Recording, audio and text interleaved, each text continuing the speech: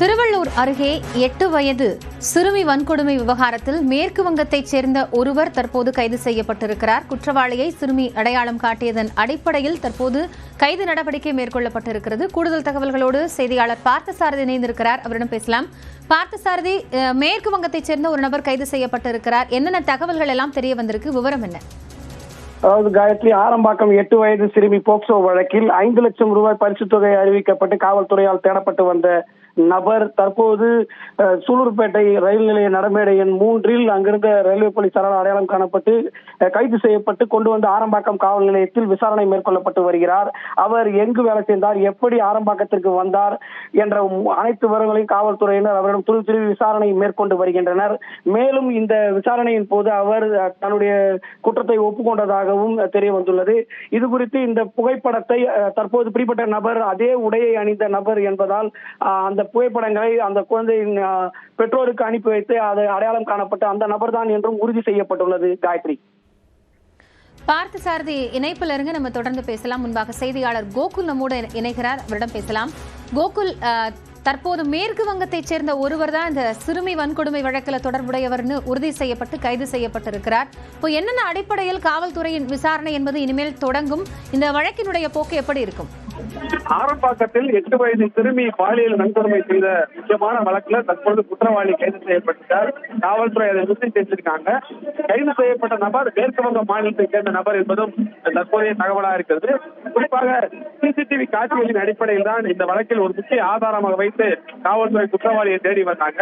ஏறக்குறைய 2 வார காலத்திற்கு மேல் இந்த சம்பவம் நடந்து குற்றவாளியை பிடிக்க முடியாத நிலையில் 20 தனிப்படைகள் அமைத்து குற்றவாளியை தீவிரமா தேடி வந்த நிலையில் சூலூர்பேட்டை அருகே தற்பொழுது குற்றவாளி கைது செய்யப்பட்டு ஆரம்பாக்கம் காவல் நிலையத்தில் வைத்து விசாரணையானது நடத்தப்பட்டு வருகிறது. மேற்கு வங்கம் மாநிலத்தைச் சேர்ந்த இந்த நபர் குற்றம் சம்பவம் நடந்த அதே சட்டையில் இருந்ததாக காவல்துறையுடைய முதற்கட்ட தகவலா இருக்கிறது. சிசிடிவி காட்சிகளை வைத்து அந்த நபரிடம் விசாரணை நடத்திய போது அந்த குற்றத்தை அவர் ஒப்புக்கொண்டிருப்பதாகவும் தகவல் வெளியாகிறது.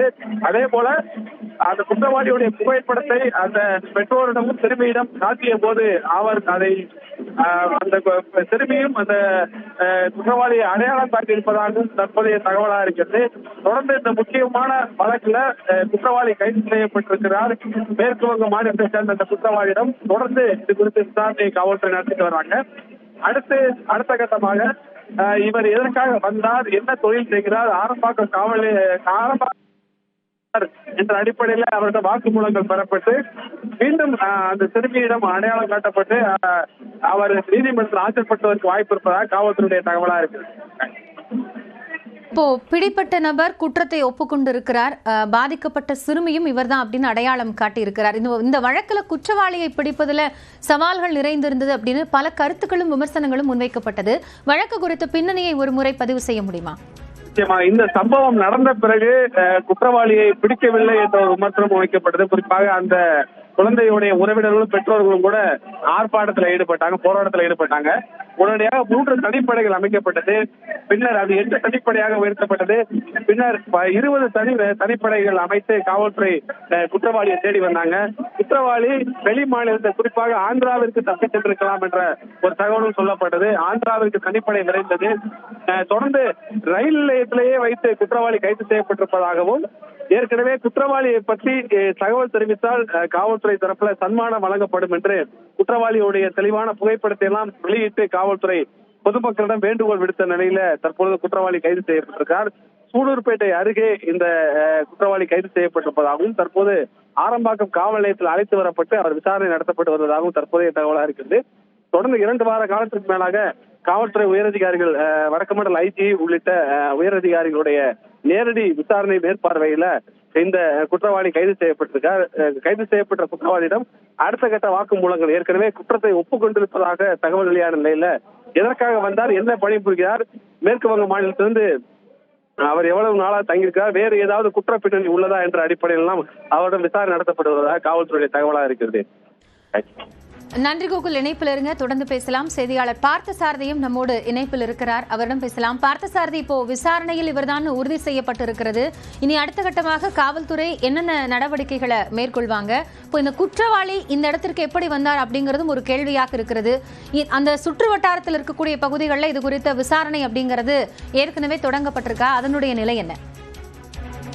அதாவது இந்த ஆரம்பாக்கம் சிறுமி விவகாரத்தில் கைது செய்யப்பட்டுள்ள நபர் மேற்கு வங்கத்தைச் சேர்ந்தவர் என்பதால் எதற்காக அங்கு வந்தார், எந்த வேலை செய்கிறார் என்ற விவரங்களை கும்மிடிப்பூண்டி டிஎஸ்பி ஜெயஸ்ரீ தலைமையிலான போலீசார் தற்போது ஆரம்பாக்கம் காவல் நிலையத்தில் வைத்து விசாரித்து வருகின்றனர். தொடர்ந்து இந்த நபர் வேறு ஏதேனும் குற்றச்செயல்களில் இந்த பகுதியில் ஈடுபட்டுள்ளாரா என்ற கோணத்திலும் விசாரணை நடத்தி வருகின்றனர். தற்போது சிசிடிவி கேமரா காட்சியை வைத்து இந்த நபர் பிடிக்கப்பட்டுள்ளது. அந்த பகுதியில் உள்ள ஒட்டுமொத்த மக்களையும் தற்போது மகிழ்ச்சியிலேயே ஆழ்த்துள்ளது. இந்த நபருக்கு ஒரு அதிகபட்ச தண்டனை வழங்க வேண்டும் என்பதே அந்த பாதிக்கப்பட்ட சிறுமியின் பெற்றோர் மற்றும் உறவினர்கள் தரப்பின் கோரிக்கையாக உள்ளது. காயத்ரி, தொடர்ந்து இந்த நபரை ரகசிய இடத்தில் வைத்து உயரதிகாரிகள் விசாரணை முடிவடைந்த பின்னரே இந்த நபரை நீதிமன்றத்தில் ஆஜர்படுத்தக்கூடிய நடவடிக்கைகளை மேற்கொள்வார்கள் என்று தெரிய வருகிறது. காயத்ரி, பார்த்தசாரதி, இப்போ இந்த விவகாரத்திற்கு பிறகாக தனிப்படை போலீசார் குற்றவாளியை பிடிக்கிறதுக்கான அந்த தீவிர தேடுதல் வேட்டையில ஈடுபட்டாங்க.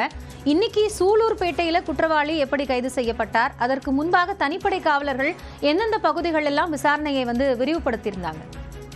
அதாவது காவல்துறை தலைவர் சங்கர் ஜிவால் அவர்கள் 5 லட்சம் ரூபாய் பரிசு தொகையை அறிவித்த பின்னர் மேலும் தனிப்படைகளை அதிகரித்து திருவள்ளூர் மாவட்ட எஸ்பி விவேகானந்தா சுக்லா அவர்களின் அறிவுறுத்தலின்படி 5 டிஎஸ்பிகள் கொண்ட தனிப்படையினர் அனைத்து இடங்களிலும் ரயில் நிலையங்கள், சாலை மார்க்கங்கள், அதே போன்று டோல் பிளாசாக்களில், அதே போன்று ஆந்திர மாநில கிராமங்களில் தீவிர வேட்டையில் ஈடுபட்ட நிலையில் துப்பாக்கி ஏந்திய போலீசாரும் ஆங்காங்கே சோதனை நடத்தி தேடி வந்த நிலையில் ரயில் நிலையங்கள் ஒவ்வொன்றிலும் இந்த நபரின் புகைப்படங்களை ஒட்டி அந்தந்த அண்டை மாநிலமான ஆந்திராவிலும் இவரை தேடி வந்த நிலையில் தற்போது அங்குள்ள ரயில்வே போலீசார் உதவியோடு 3ஆம் எண் நடைமேடையில் இருந்த அந்த சந்தேகத்திற்குரிய நபரை அதே உடையில் பிடித்து ஒப்படைத்துள்ளனர்.